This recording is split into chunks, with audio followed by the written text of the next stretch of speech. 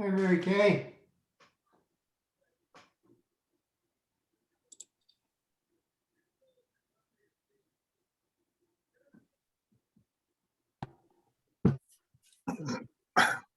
Okay. Okay. We will call the Plan Commission meeting to order on Monday, February 15th, 2021 at 5:34 PM. Janelle, can you please take roll call? Bertle, Here. Baker, Here. Gretzmacher, Here. Shumway, Here. and Bell is excused. Comments, correspondence, and concerns from the public. Is there anybody zooming or calling in that would like to address the Plan Commission?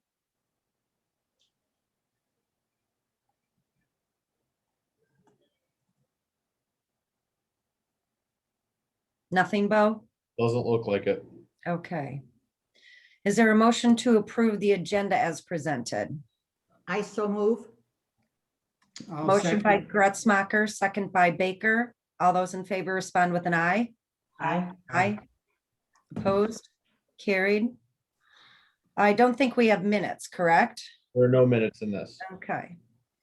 Item number 1, discussion regarding making the recommendation to the village board that a 6-month moratorium on transient lodging establishments in the B1, B2, and B3 districts, as well as conditional use permits in all districts being in effect. Okay. So as the zoning administrator, I've seen a lot of transient lodging as well as conditional use permits come up to the table. As staff keeps reviewing these applications and meeting with individuals, we realize that there's not enough language in our code that best protects the village and keeps this community in line with our comprehensive plan. So staff is recommending that a brief moratorium be placed on both conditional uses and transient lodging in order for us to analyze and address the code in a way that best serves the community. It should be noted, though, that any permits that have been submitted to this point or to the point of a moratorium would still be reviewed and processed.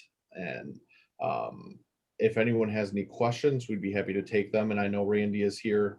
But after deferring to legal counsel, it would be the recommendation that we bring this to the next board meeting for action.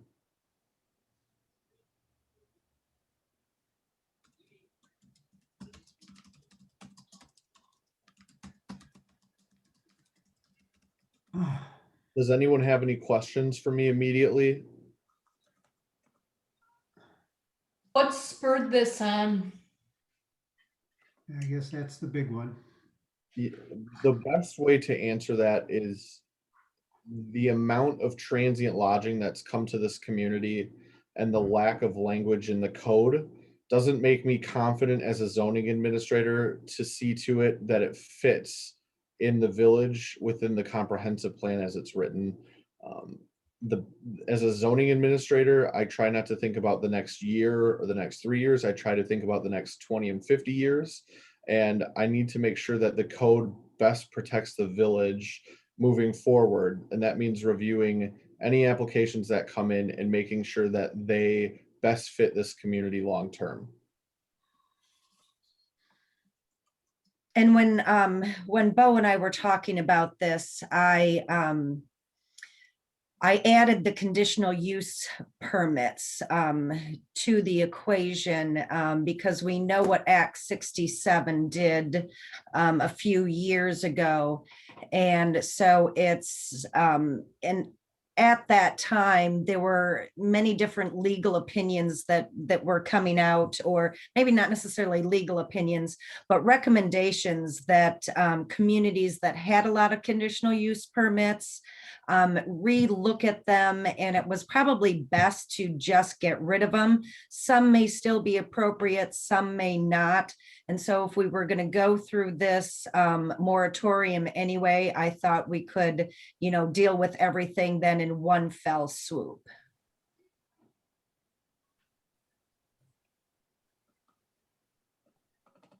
Well, it seems logical. I think we did it one other year, one other time in my tenure. I can't remember if that's maybe when we were actually rewriting the whole entire code or reviewing the entire code. It doesn't happen that often, but I think it would be pertinent now. Can you avoid due process for someone who files under an existing adopting code? No, no. Anybody who has talked to Bo, who has, already talked to the Plan Commission on preliminary ideas and plans, all of that still goes through. Correct. All of that will move forward. Yes. What if they haven't filed though? What if it's just been a verbal conversation and they've, been planning on participating in something? So, Mary Kay, to answer that, there's only been a few. I mean, one or two that have just had conversations in regards to this. I've had no other applications, no other questions come up. In speaking to those two, they've submitted or will submit a zoning permit application before a moratorium begins. Okay. So this Right, is. so even if conversations have just been had with Bo or anybody else on staff, this does not pertain to them, even though they actually have not filed, the application or whatever. Those conversations was the beginning of the process, the way that I understand it. Okay. So anybody that we have heard from already, they can still work through their process and come and talk to the Plan Commission. Okay. This isn't about, Bo, an overwhelming volume coming in, anything like that? No, this is more pertaining to code and making sure that when they come, that we can best answer questions and make sure that they best fit this community. Gotcha. Thanks. We're kind of like switching back and forth. Can we address one topic and then go to the other topic?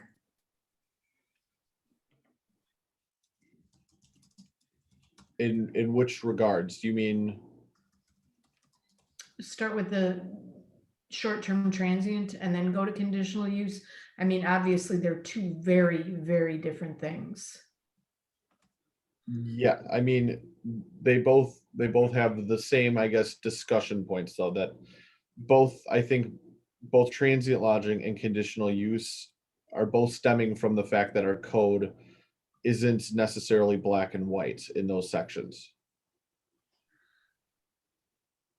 And as I stated earlier, if we were going to have this conversation for the transient in the 3 zoning districts, then it would be appropriate because of Act 67 to address the conditional use. So that's a byproduct, something that we probably should have done years ago. This all started when Act 67, I think at the end of Zeke Jackson's tenure, then he didn't start that process. Then we didn't have an administrator for how long? Bo's been here about a year and a half.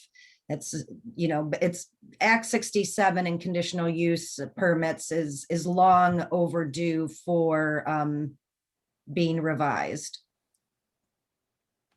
Randy, you had your hand up. Did you have a? I do. My comment is that the zoning code that we have now did not contemplate things like Airbnbs and vacation rentals by owners when talking about transient lodging.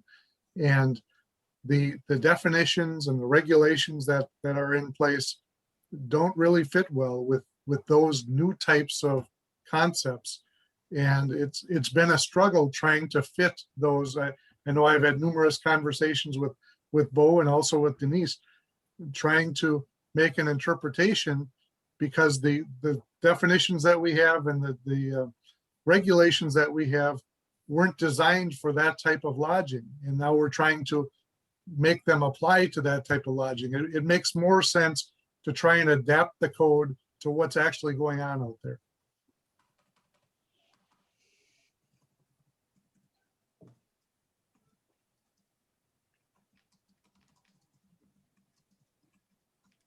It makes sense to me. Well, I'm going to seg into short-term transient. We've actually had the Tourism Zone Commission appear before us on at least one, if not more occasions, and everybody was okay with what they had and what they were policing at the time. What has changed? Trying to fit in different people's requests into a code that is not specific to that use.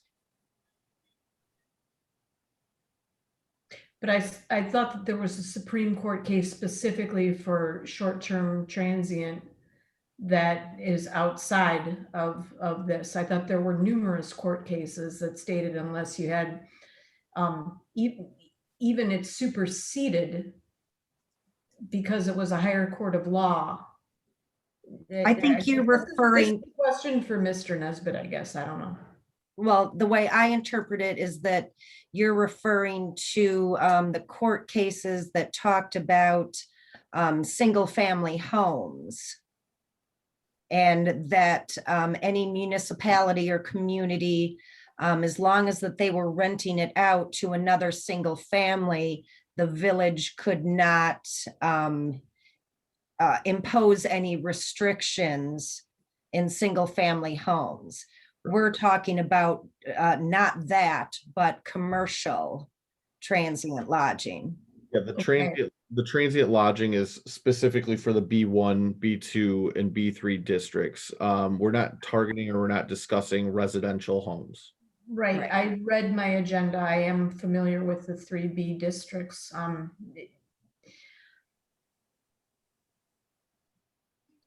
just going to listen a little bit more.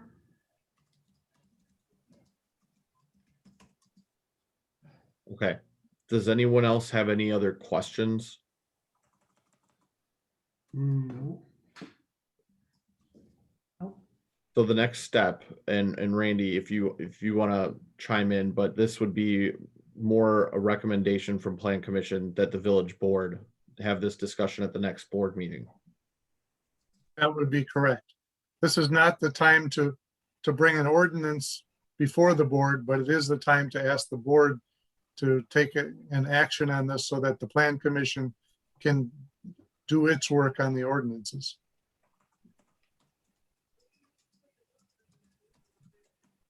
Janelle, do you have that written? Let's see here. That the Plan Commission recommends that the village board consider, and then it would be the language from the agenda, discussion regarding making the recommendation that a 6-month or imposing the condition that a 6-month moratorium on transient lodging establishments in the B1, B2, and B3 districts, as well as conditional use permits in all districts, be in effect. Okay, I'll make that motion. I second. Second by Gretzmacher. Any further questions or discussion? Well, this is going to come down to people who are purchasing property right now in such districts who have been made the representation because this didn't exist. What if they aren't licensed by the tourism zone right now? But what if they are established on ABB VRBO? Well, as long as their zoning permit or as long as their permit has been presented to me, that'll be honored. But if there's no zoning permit, then it falls under the moratorium. How can that happen, Zeke, if it's new construction just being completed in these areas where it's been represented that it can happen? And I'm thinking specifically of Shoreview, where I know people intend to rent. What is Shoreview? That's already been reviewed and approved. Okay, that was my question. We did discuss it at the time of approval. That has already been reviewed, approved, and it's addressed in the development agreement. Old schoolhouse, Denise. Oh, okay. Yep, we're talking anything new from this point on. I'm trying to be the devil's advocate, so I'm really trying to think of examples. I mean, I want to be crystal clear in how people explain things and acknowledge them. I have been following Liberty Grove. I have not been actively attending Sebastopol, but that's been pretty well publicized. And that's different, as you say, you know, I mean, these are the 3 Bs.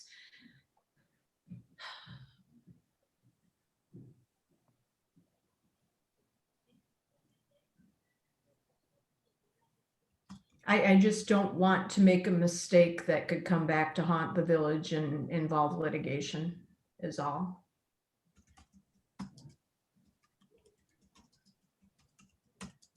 Well, Bo has, whoever has come to Plan Commission and already talked to Plan Commission or talked to Bo, he has contacted all of those interested parties and has explained to them that this was going to be on Plan Commission's agenda for recommendation to the board and that it would not pertain to their project. So they knew up front and, you know, didn't read about it in the paper or hear rumor of something, not knowing exactly what was all entailed. So he has contacted all of those people.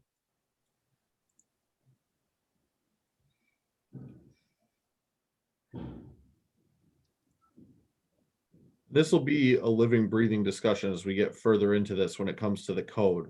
So there will be more discussions to be had in regards to how we address this in the code.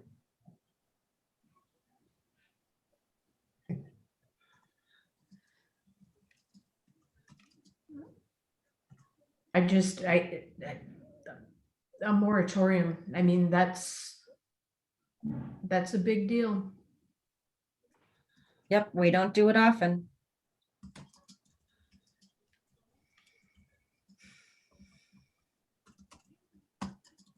Okay, I'm going to call for the question. All those in favor respond with an aye.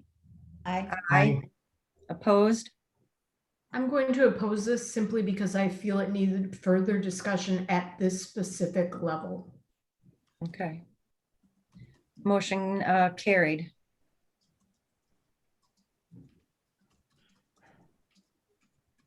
Okay, that was our only agenda item. So this will move forward to the board. And I'll entertain a motion to adjourn at 5:51. I so move. Motion by Gretzmacher, I'll second it then. second by Baker. All in favor respond with an aye. Aye. Opposed? Carried. Thanks, everybody. Thank you. Good night all. Stay warm. Thank you, Randy. Keep that fire going. Okay.